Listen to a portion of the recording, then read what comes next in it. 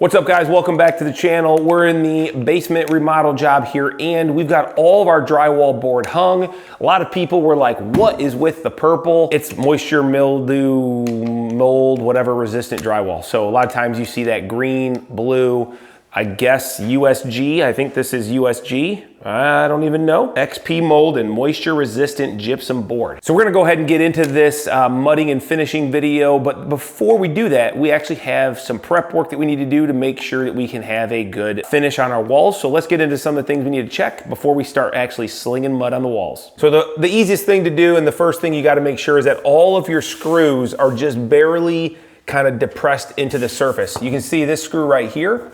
It's sticking out just ever so slightly. In fact, if I back up over here, this is on a joint that's even worse. So we're just gonna take our drill and just do that. I know they make a dimpler for a bit. I couldn't find one, so we're just gonna deal with this. So that's what I'm gonna do. I'm gonna go around, make sure. If you guys watched the install video, you would know that every time we put a screw into the corner, I put a screw into the corner, that collated screw gun sucks for that. So most of my corners, I need to come back in and I'm just gonna hit them and get them a little bit tighter into the corner. And for some reason, there's a random screw here. So that's what we're gonna do. We're gonna double check all these screws. We'll run our hand over them all and just make sure that they're all recessed. And sometimes when I'm doing this, I kind of go a little too deep.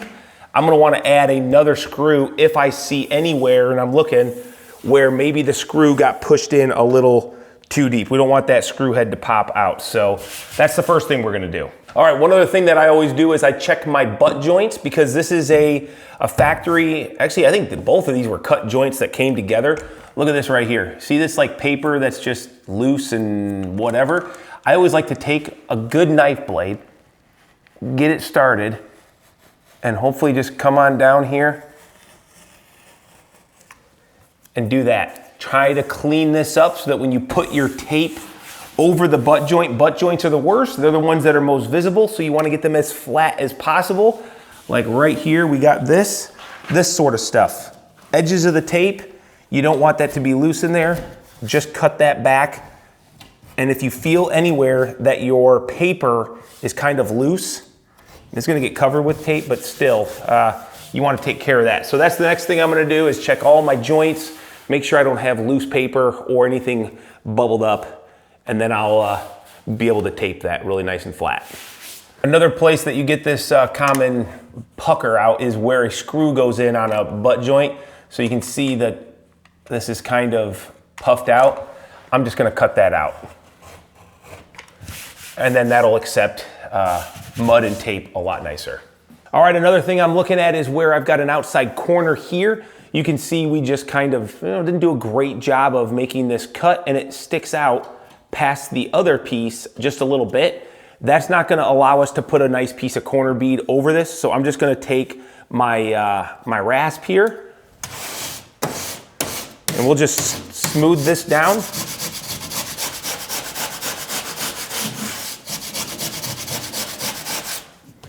Right there, and then that's gonna be good for a piece of corner bead.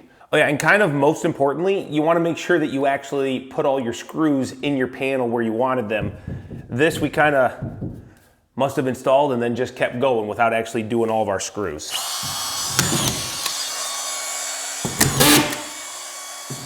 Another thing you want to do, I recommend, is before you start slinging mud, you've got drywall dust in all these boxes from routering them. You're gonna have drywall dust at the bottom of the floor that falls down, or any of these cut joints. Just take a vacuum and clean them out, because when you start mudding, the last thing you want is to go and run your trowel with some mud, pick up a bunch of dust and garbage, and then it just doesn't run smooth. So clean out all your boxes and vacuum as much as possible, to be honest.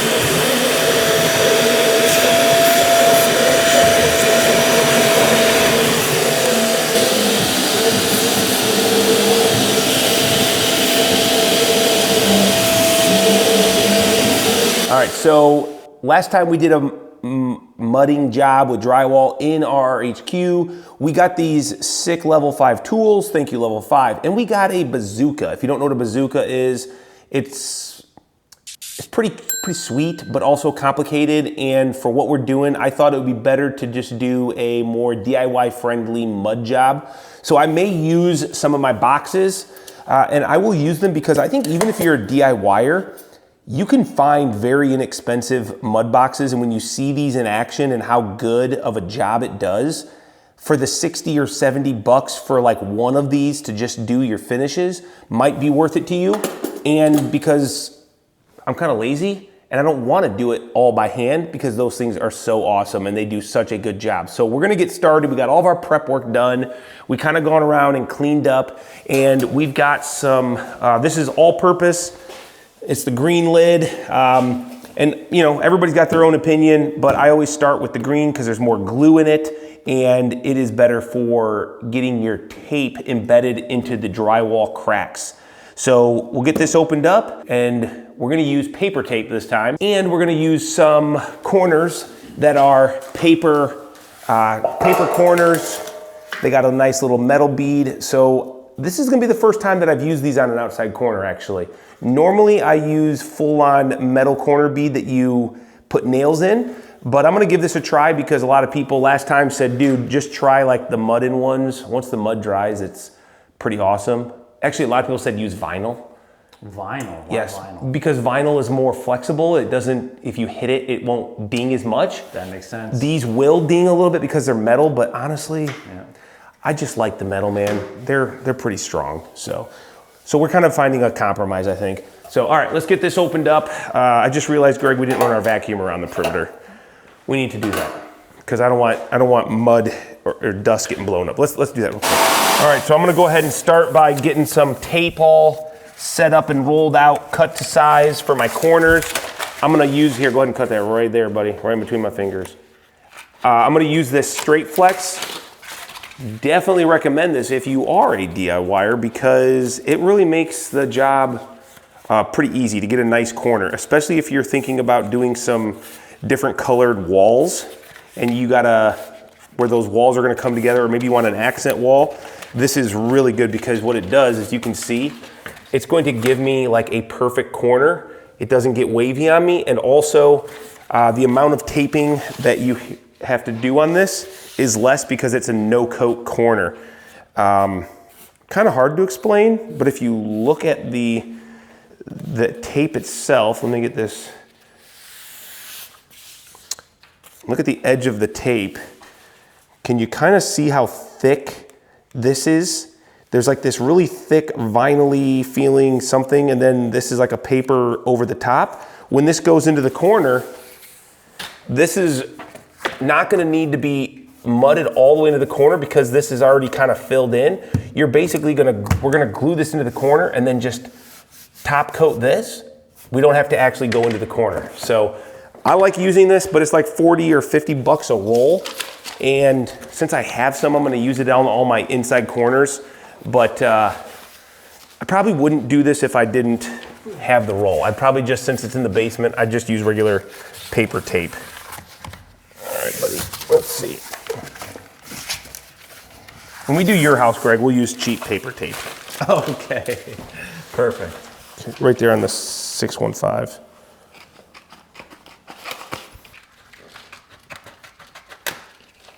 Sorry, got away from me. Yeah, I see that. Okay, ready? That sounds like a paper cut waiting to happen. Come on. What are you doing, man? We were working this.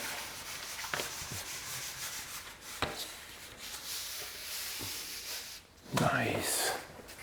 Hopefully I did good. I don't know what you're talking about. Okay, so that's gonna go there. And then look at this. I might get lucky. No, but it'll go right here, Greg. Nice. Yeah, well, a little bit big. No hill for a climber. Feel right at home cutting this stuff because it's got that metal bead in there. I think you need to leave a tab. I was gonna say, but the question is, do I leave a tab or end around or no? Yeah, you gotta cap this end here. Yeah. Okay, that'll hang tight. All right, 77.5-ish.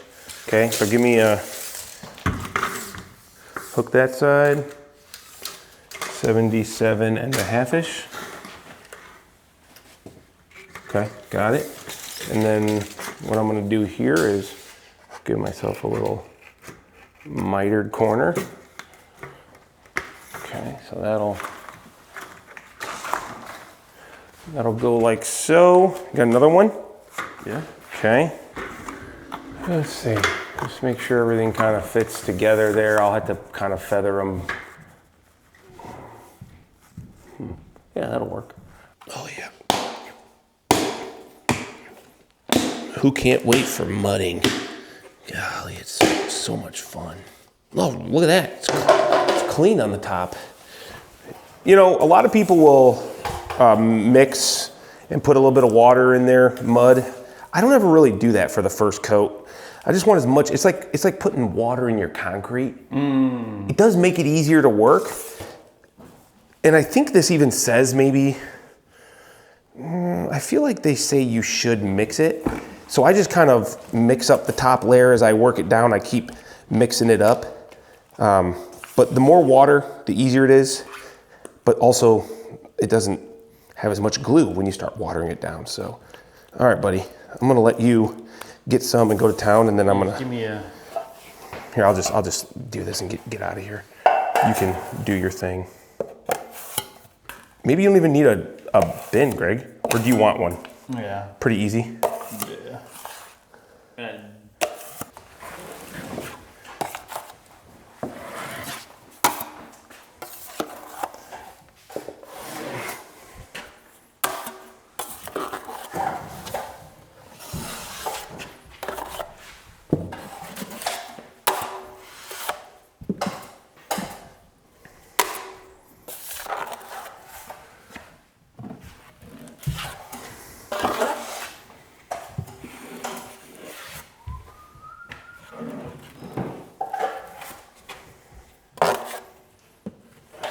Okay.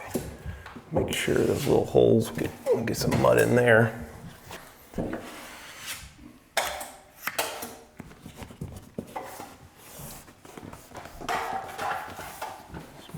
Push this right into the corner. Okay. And I like to just kind of make sure that I'm getting a little bit of pressure into the corner.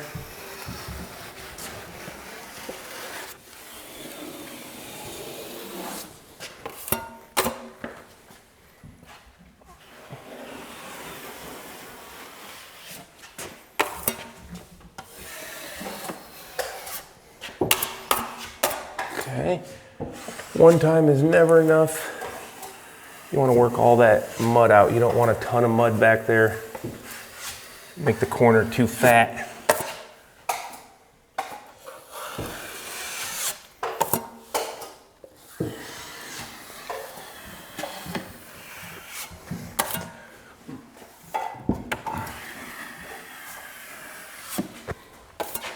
Okay, that's all we're gonna do. Like, got a little bit too much mud. If you look right here, you can start to see a little bit of like bubble action going on.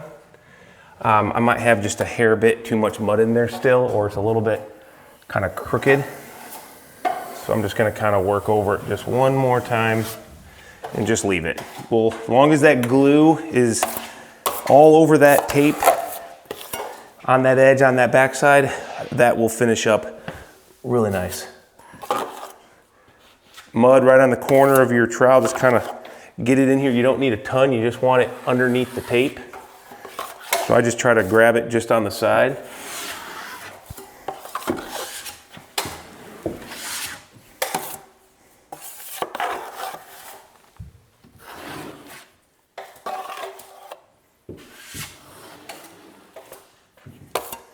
There's also a little bit of a, you kind of just feather it as you go so that you're not squeezing it out like crazy. You kind of just roll your wrist into it as you use up the material on the inside. Let's do this. It's actually a little bit hard to do with you guys right there.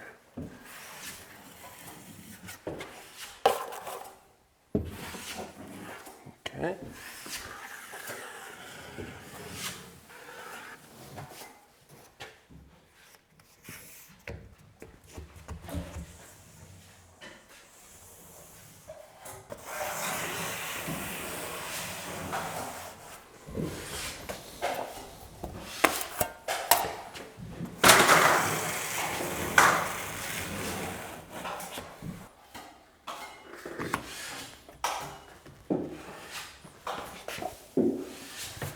I love taping, Greg. Makes the drywall look so much better. Makes it kind of finished, huh? Yeah, it gives it definition. It gives it a corner. It's not just so sloppy. What I like about the metal over a vinyl is that you know it's gonna stay pretty darn close to straight.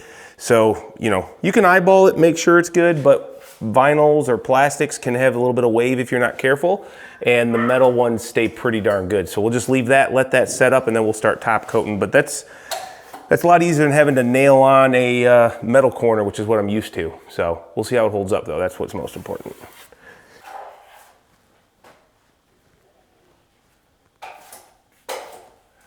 Goal is we want this to be good and lined up as close as possible. Just makes it a little bit easier coming through and mudding it later.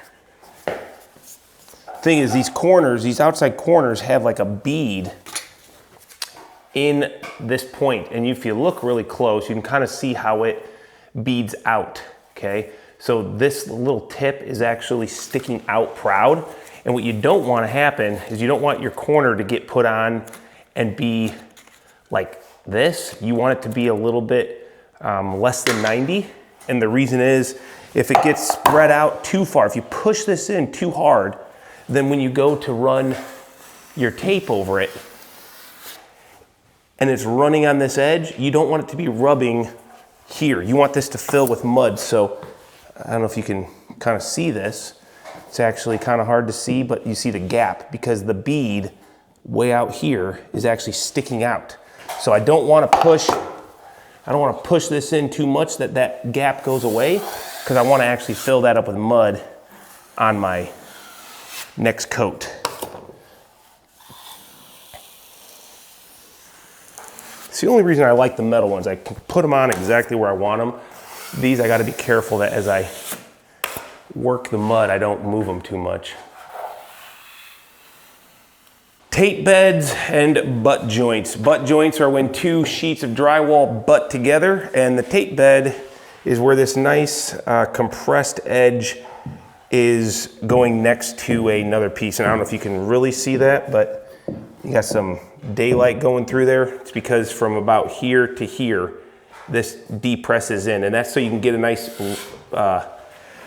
piece of tape and then some mud over it, and then you don't see it. The problem with these guys is it is flush with each other, and as you build up a tape bed, if you have a light over here casting a shadow onto the other side, they're very noticeable. So we'll pay attention and work on these, and I'll show you my method to making as flat of a butt joint as possible. Tape beds are easy, so let's go ahead and get those out of the way first. All right, so on the flats, we're gonna use just a paper tape, and that's because it's paper thin, so it doesn't have that built up vinyl like those corners. We don't need that. We want something nice and thin, because this is gonna go right here in this joint, okay? You can use this on corners, and to be quite honest, that's perfectly fine, but it does take a little bit more work with this paper than the no coat perfect 90 tape that we were using. So first thing we need to do is we need to fill up the tape bed.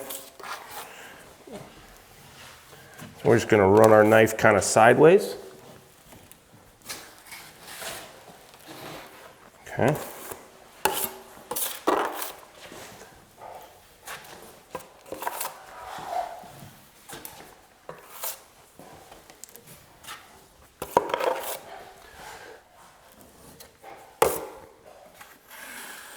Kind of lightly flatten that out. We don't want to squeeze all the mud out of there.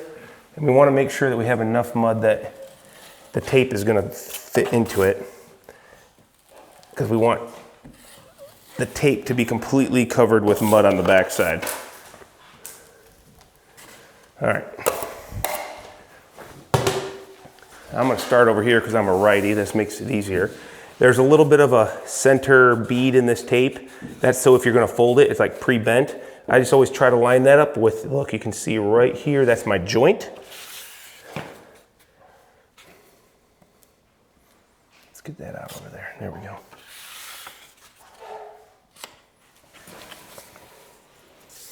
I don't have a fancy tape dispenser, and I'm not using my bazooka today, so this would be much easier with the bazooka.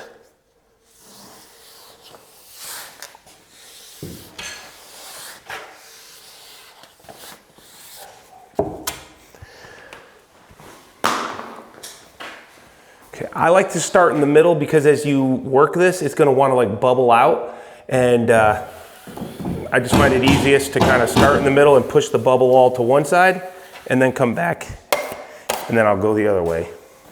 So I'm putting a lot of pressure on this, trying to flatten it into that tape bed. A little bit, see how it's bubbling?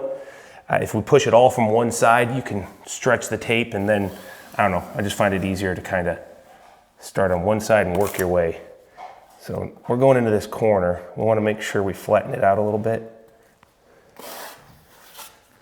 We're just going to leave this not as pretty looking. Take all that excess tape, mud, top and the bottom. We're just going to kind of work our way down.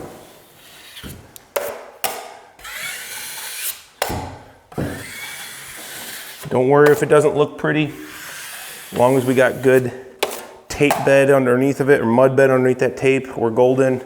That's all we're gonna do. We still are a little flat, so we've got a little bit room for more mud over top of that on our next coat. So just gonna keep going around. I'll get all these guys done, and then I'll move to the butt joints.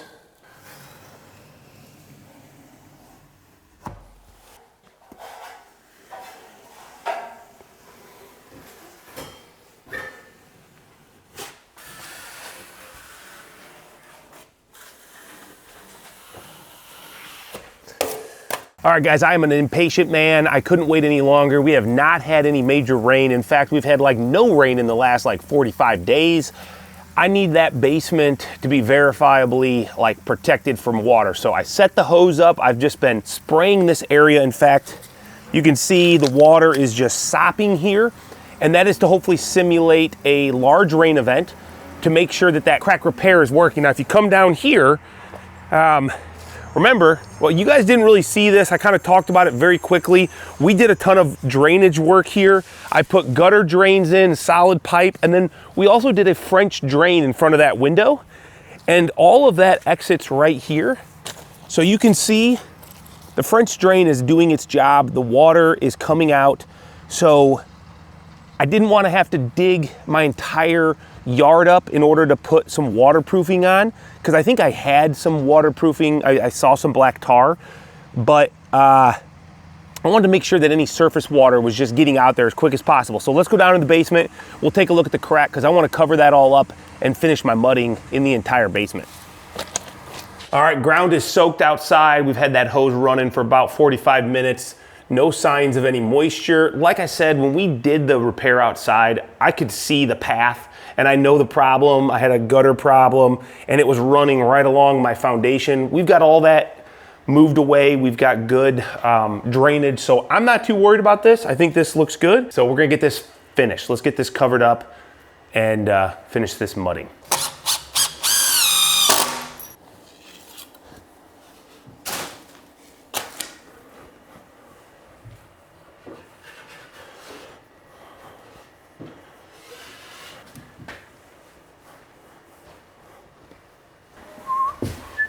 So strong, dude.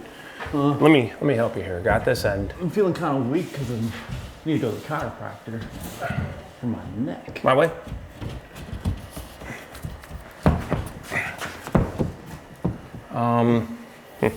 Are you good over there? No, you need to go. Look at me. It needs to come my way, maybe a smidge. Your way? Yeah. Or do you need to come your way? No, I think it's fine. Yeah, then we're good.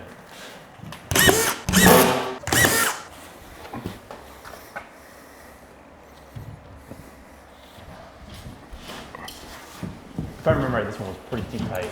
If I remember right, it was tight, yes.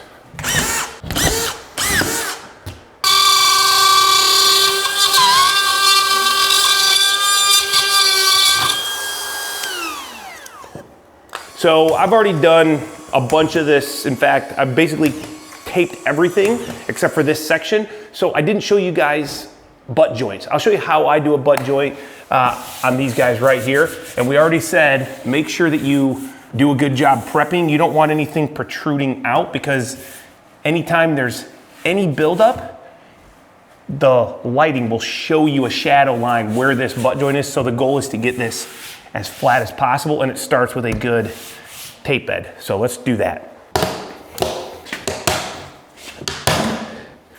And then I'm just gonna run right through the middle one last time.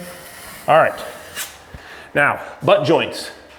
Pretty simple, but this is when I definitely like to use the fiber tape because it is a little bit thinner, I think. So we're just gonna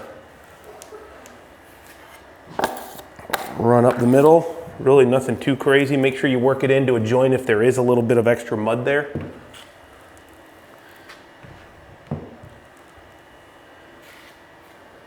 The key here is not too much mud. So once again, that's what's nice about using the mesh, is that it can work out. If you have too much behind it, sometimes the paper will kind of hold it back there. Slight overlap down to the tape bed. You notice it doesn't push as much. Remember when I was doing the paper tape and I was pushing it, the mud underneath it kind of like makes a wave. You don't get that with this either. So you can kind of get really nice all the way up to the top. It doesn't move around too much, it just sticks. And we're gonna work out the side. Flat, nice and flat. And we're gonna come right down the middle. Don't be afraid to put some pressure to it. Boom, that's it. We're gonna leave that because we're gonna need to build up both sides. So the main thing is getting it flat as possible in the middle. And if there's a little bit of excess on the side, that's actually okay. It'll help us build out as we go, and we'll make that a little bit wider. So nothing really to a butt joint on the taping stage. You just wanna get as much of that out of there. And you know, you don't want a big ridge there. So we'll go ahead and wrap this up here, and then we'll be on to step 2, which is gonna be covering our tape, and we'll get out of the green lid mud, which is the all-purpose with more glue, and we'll start moving to a lighter weight topping mud.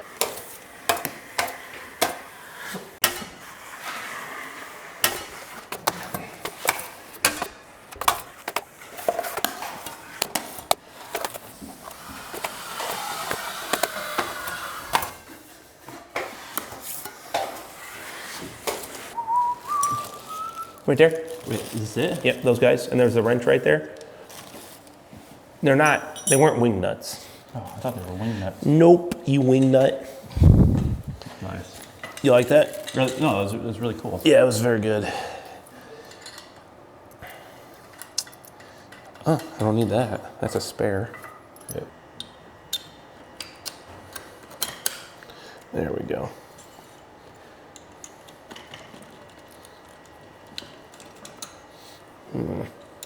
Kind of got to be lined up a little bit. There we go. That better? So with the top coat, now that the tape beds are all done, we're gonna get away from the kind of the multi-purpose green, which is typically more glue, and we're gonna move into a lighter weight, okay? So this is gonna sand easier, it's gonna work easier, and it's definitely much better for our boxes, which is what we're gonna be moving to. As soon as I get some of this mud and kind of make it a little bit easier to mix it, we're gonna burn this up. I like to use a little bit stiffer on my outside corners because it's still gonna take quite a bit of mud there. And if it's like pancake batter, it just runs way too much. So we're gonna go ahead and do a quick coat in all of our corners, and then we'll mix this up and turn it into the perfect consistency for our boxes. Look at that, that's so much easier than the green though, Greg. Yeah, all right. Oh, one thing I didn't mention, but definitely important to do, that we did, was Greg went around while I was getting some stuff ready, and you just take your, your knife and just make sure that there's no chunks anywhere. Actually right here, there's a little bit. And that will just make this process a lot easier. So something to do, go around between coats. You don't have to sand it smooth, but just knock everything kind of flat. It'll make it a lot easier. Yep.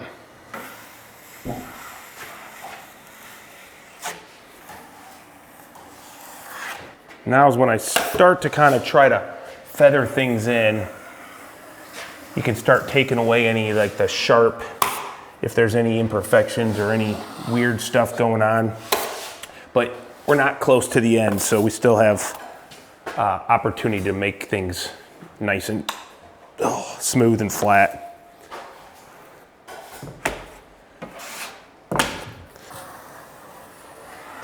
Now the whole point of the separate coats of mudding are you're gonna progress to larger and larger knives. So specifically like here, I mean, I'm building this up trying to get it flat, but the next time I come through here, I'll use an even bigger knife and I will overlap. So I'm not trying to use my biggest knife right away. We don't wanna try to do it all at once, although you definitely could probably get away with a bigger knife here. I don't know, I think this is an 8-inch, and then I'll go to my 10-inch, and then 12. I think actually 12 is about as far as I go, but everybody's got their own kind of methods. This is just what I've always kind of had good luck with and seen good results, so take that with a grain of salt. Also, when you get to kind of your final pass, just flatten that blade out kind of as much as possible, and you won't take as much material away. So also, you're not looking to try to get rid of this sort of stuff. When we come through, like we did before our second coat, we'll take our knife and just run it around this corner, and that'll take that sort of thing away. So don't try to be completely perfect. Just make sure you got enough mud everywhere. And if a little bit oozes out, it's not gonna be the end of the world. We'll take care of that later.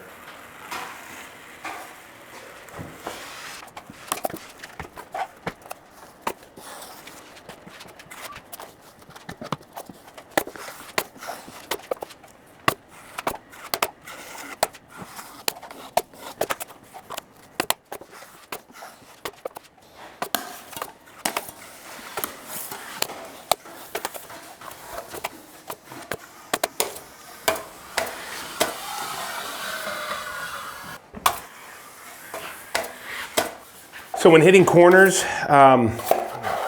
you can do both sides at once, but I find that if I hit one side on everything and then I come back and hit the other side, it just gives me a nice tight corner, and I don't get kind of, if you do this side, then come to this side, you end up taking mud out of that side. And when you're doing the first coat, you're putting on so much mud that that's pretty hard to really do for me. Maybe a pro is better, obviously. But if I do one side, let it harden, do the other side, I get a nice tight corner, and then when I do my next coat, which is like a skim coat, then I can do both sides at once and it doesn't dig out that corner as much. So I'll just kind of go around and I do all the same. I'm doing the ceiling on the corner and I'm doing the left side of my inside corners.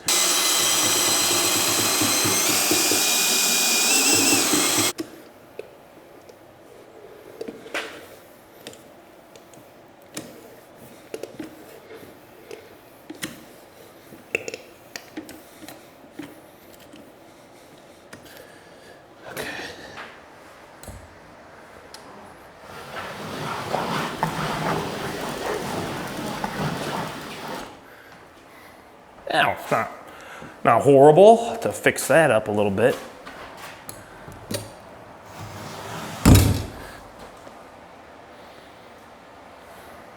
Okay, we're gonna get better on this one.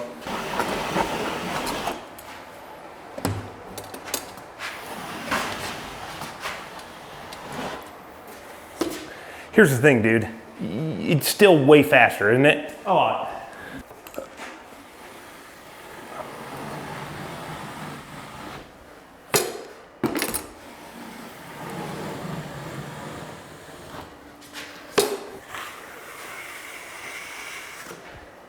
Okay, we're just gonna hit the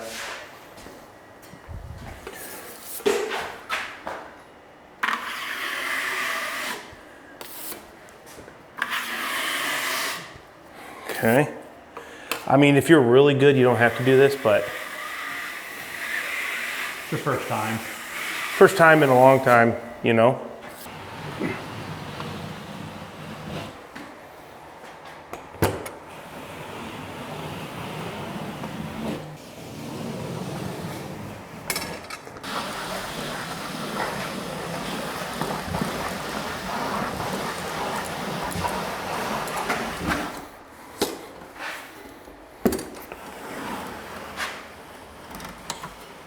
Don't short out.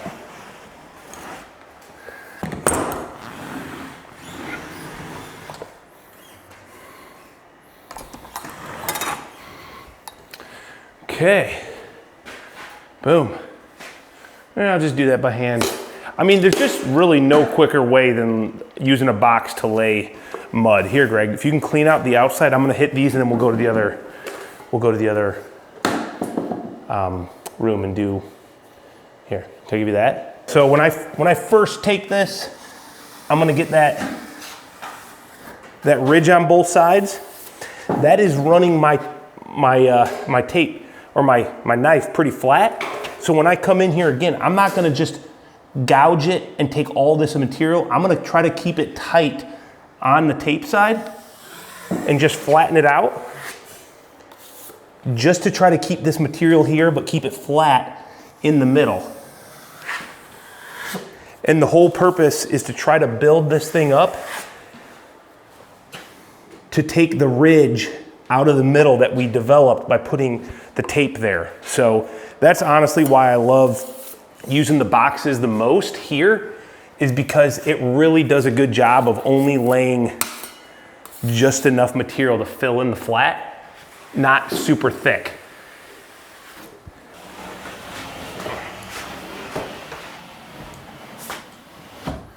All right, definitely a box is kind of a pain for a small job like this, because you probably spend more time prepping the mud, prepping the pump, and then cleaning everything up at the end. But literally just ran that box around all these tape beds, butt joints in like a matter of minutes. So I love it because it does a great job of fanning out from the center of the butt joint, fills that in very evenly. So it's gonna help us with not seeing our butt joint. We got everything taped and coated once. We will now let this dry. I need to hit my other side of my corners, and then we'll be on to the final top coat, which is always nice because you use a lot less mud. It glides on there much nicer if you did a good job. So let's get this all cleaned up and we'll get back here and do that final coat. All right, guys, so we are back for what should be the final coat with the boxes. We're gonna hit all these flat joints again. And one thing you'll notice is that I did finally catch up in the other room with the egress window. If you guys haven't already checked that video out and you're curious about installing an egress window in your basement, I did get that done. We then did all the framing, insulation, electrical, and hanging the drywall in that area to catch it back up to what we're working on now. So with that being said, we're gonna go ahead and get this last coat on. Greg is behind me getting the final coat on top of all the screws, making sure that those are nice and flat. And I have been working also in kind of my free time, weekends, nights, just whenever I can. I've come down here and I've been putting coats on the corners. It is a slower process because you do one side, I do one side, and then I let it dry, and then I hit the opposite side. So it is a slower process than hitting the flats, but I think we're finally ready to wrap this up and get the rest of these flats done. So we've got the rest of this mud mixed, and let's go ahead and get into this. Let the fun begin. Oh, yeah. This is my 12-inch box, and we're gonna go ahead and hit all these joints. So I never quite know how I want to do it, but I think what we're going to do today is I'm going to hit the butts first, and then I'll come through and hit the flat. So what we're going to do is set this sucker up. Uh-oh, Kyle, my bad. My bad.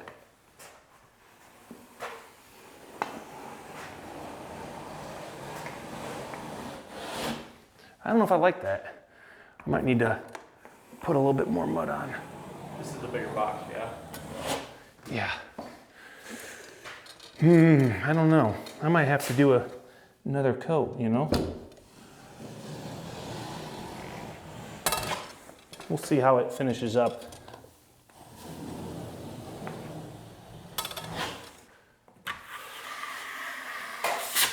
Just keeping my knife flat. I don't want to pull all that mud off. I can always sand a little bit if I need to. Like that sort of stuff, I used to bother me, so I'd come in here and maybe try to get rid of it, but then you just keep removing the mud. You don't really have to do that. The sander will take care of that. So we're just gonna get nice and flat, good pressure. And whenever I do the side, I always try to flex my blade just ever so slightly to the outside so that I remove the edge of my mud. So this edge here, we want that to get kind of as thin as possible. And I am gonna have to kind of do this one more time.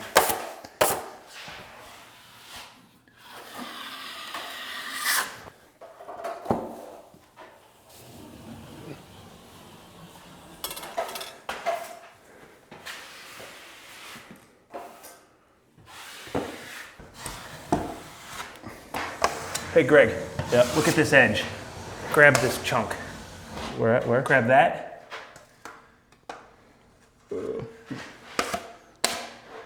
Give me that. Thank you.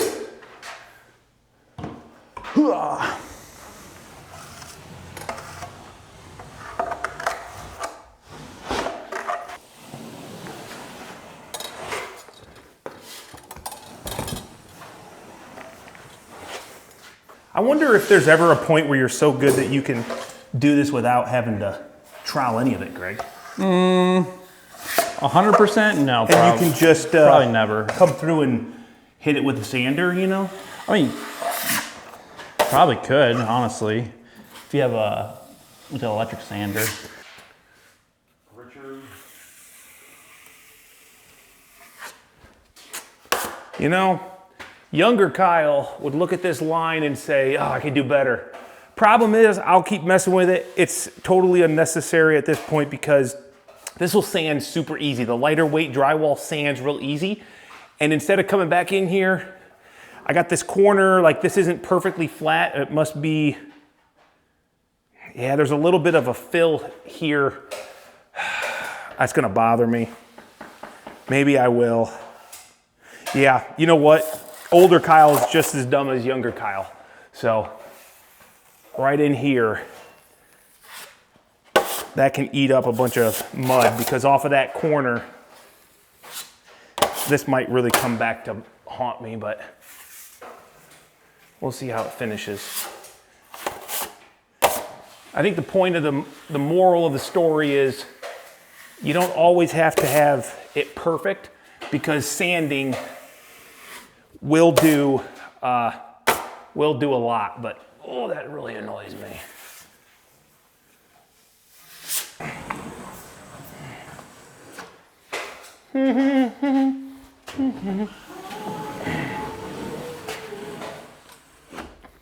Boom, son, love it.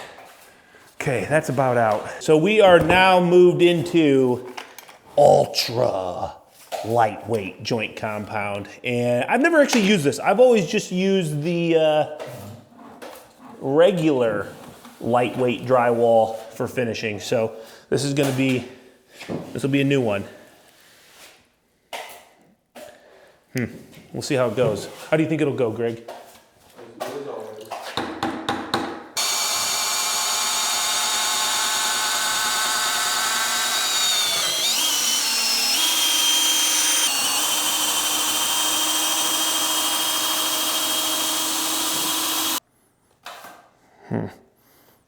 think I could go a little bit more, you know? It's hard to say. It might be okay.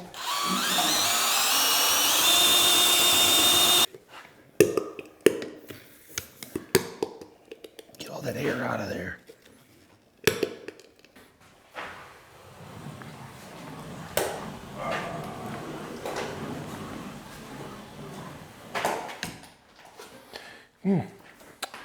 Well, I can see the difference in color. I feel like this might have needed to be mixed up more. I've got like 2 different colors in my pan. Oh yeah. Yeah, that sucks, man. I'm gonna have to hit those again. This is A little sketch. Yeah. Definitely will sand. I just don't want to have to do a ton of sanding, you know?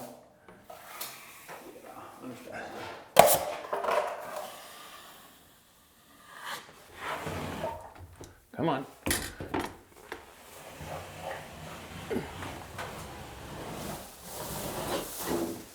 I gotta get rid of that old mud in here.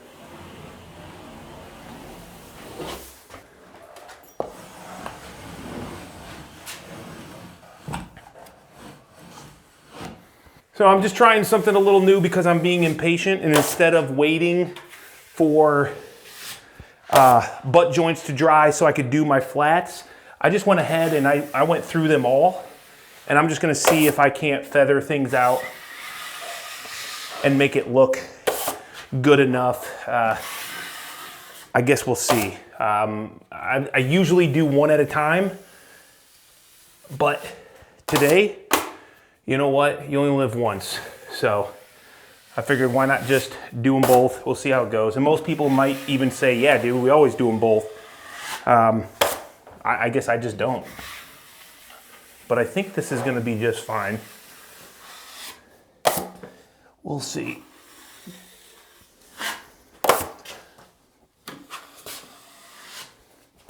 Yeah, this ain't bad. That one's pretty good. That was just a big old screw spot where there was a bunch of pops. Let's go ahead.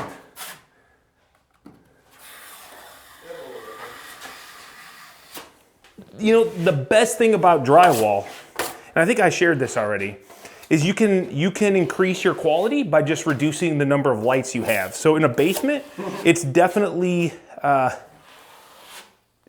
easy to do less quality work because it's kind of hard to see. And obviously I'm joking, guys. I'm not gonna do crappier work. It's just you can kind of get away with a little bit more, and you gotta think about where you have natural light coming through, where your joints are, what's gonna be seen. And this is all, if I have a little bit of overlap and it maybe a little, I don't even see any lines actually, it looks pretty good. I can hit that with a sander, so I'm not too concerned. All right, guys, so I went ahead and wrapped up the rest of those joints, ran the box over it one more time, made sure that all my butt joints were good to go, and I think we're now done with mudding. Time to clean up all the mudding tools, get rid of them, and move on to the next step, which is gonna be finishing the drywall. We've got some sanding to do, we've got some painting to do, and then we'll be ready to do what I'm really excited for, is put a floor back down here, get it trimmed out, and start utilizing this space again. So if you guys are interested in that, you want to follow along, make sure you're subscribed, or just, you know, hopefully the YouTube algorithm does its job and brings you back. If not, thanks for hanging out. I'm gonna go ahead and clean up, start getting prepared for drywall finishing, and we'll see you on the next video.